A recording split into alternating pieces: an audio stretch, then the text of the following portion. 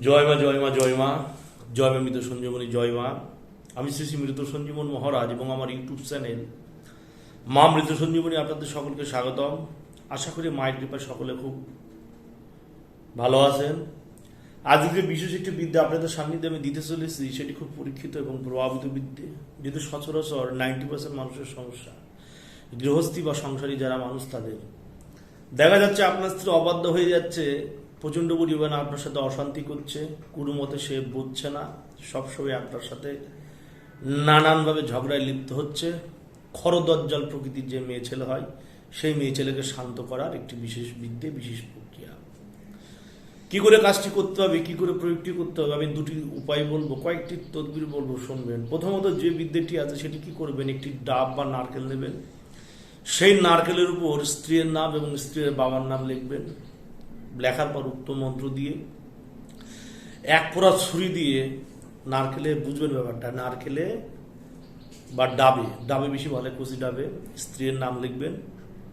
লেখার পর এবং স্ত্রীর বাবার নাম লিখবেন। লেখার পর উক্ত মন্ত্র 7 বার পাঠ করে 7টি ফু দেবেন এবং মাথা থেকে পা পর্যন্ত, অর্থাৎ নামের মাথা থেকে পা পর্যন্ত, বা সেই ডাবে তেল সিঁদুর দিয়ে স্ত্রীর ছবি এঁকে দিতে পারেন, চোখ মুখ এঁকে, সেটা চোখ দ্বারা প্রাণ প্রতিষ্ঠা করে সে ছবির বুকে স্ত্রীর নাম এবং স্ত্রীর বাবার নাম লিখবেন। লেখার পর এক পোড়া ছাদ ছুরি দিয়ে, একবারই ফুটতে হবে, এক পোড়া ছুরি দিয়ে উক্ত মন্ত্র দিয়ে 7 বার পাঠ করে 7খানা ফু এবং মাথা থেকে পা পর্যন্ত 7 বার সেই ছুরি দিয়ে এইভাবে দাগ কেটে দেবেন।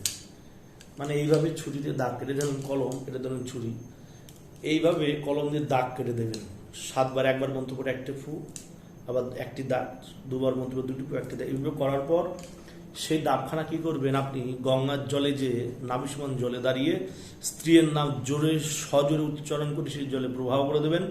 তাহলে আপনার স্ত্রীর রাগ সারা জীবনের জন্য দমন হয়ে যাবে, আপনার স্ত্রী আপনার পদতলে পড়ে থাকবে। এটি বউ যখন ঘরে থাকবে তখন এবার বউ আপনার সাথে আছে, আপনার ঘরে আছে, আবার অশান্তি করছে। এবার যদি কিছু খাওয়াতে পারেন, তবে কি করবেন, আমরা সচরাচর দেখি তালের যে মিশ্রি পাওয়া যায়, তালের মিশ্রির উপর উপরোক্ত মন্ত্র 7 বার করে 7টি ফু দিয়ে সে তাল মিশ্রি চূর্ণ করে চিনির সাথে মিশিয়ে দেবেন। মিশিয়ে দিয়ে যে কোনো মিষ্টিজাত দ্রব্যের উপর সে চিনির গুঁড়ো ছিটিয়ে দিয়ে, তাল মিশ্রির গুঁড়ো ছিটিয়ে দিয়ে যদি স্ত্রীকে খাওয়াতে পারেন, তবে স্ত্রী আপনার জন্য আজন্মকালের জন্য বশীভূত হয়ে যাবে।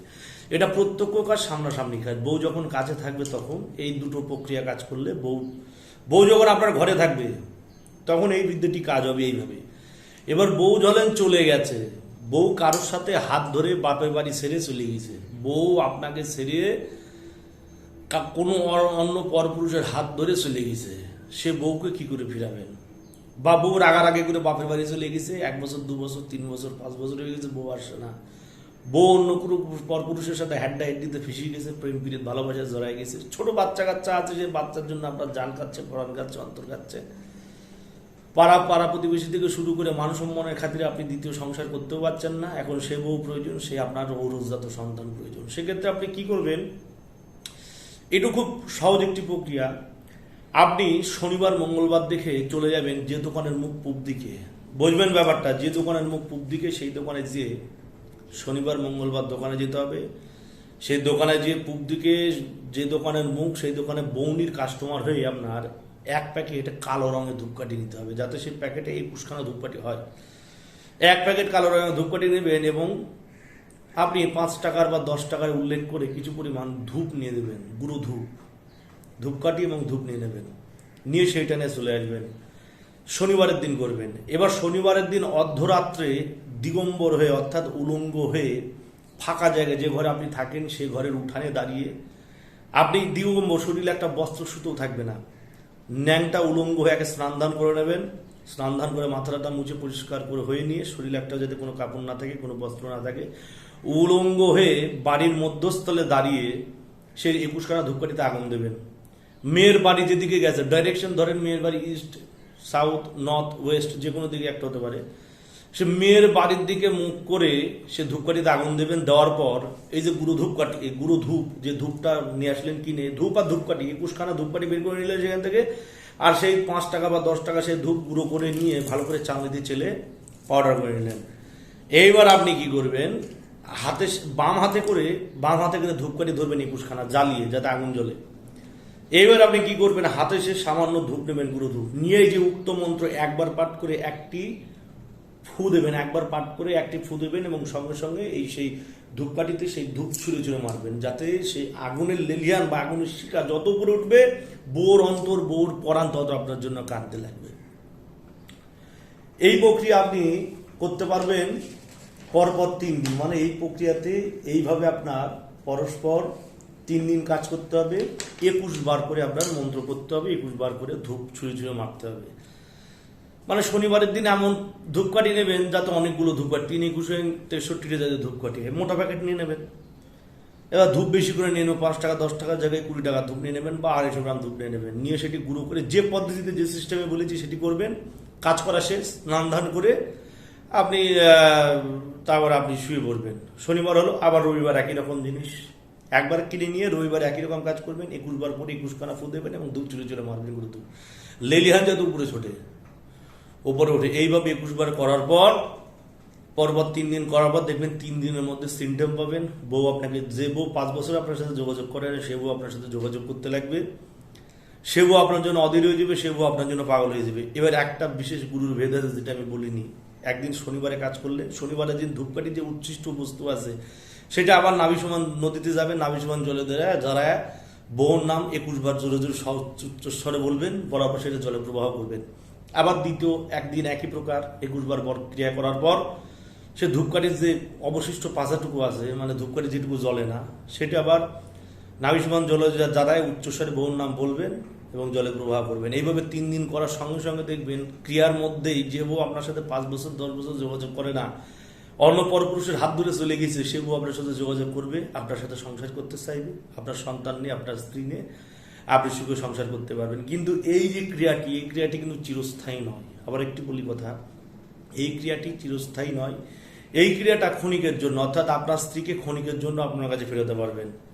ব্যাপারটা বুঝবেন, মিথ্যে কথা বলে তো লাভ নেই একটু সোশ্যাল মিডিয়াতে। এই ক্রিয়াটা চিরস্থায়ী নয়।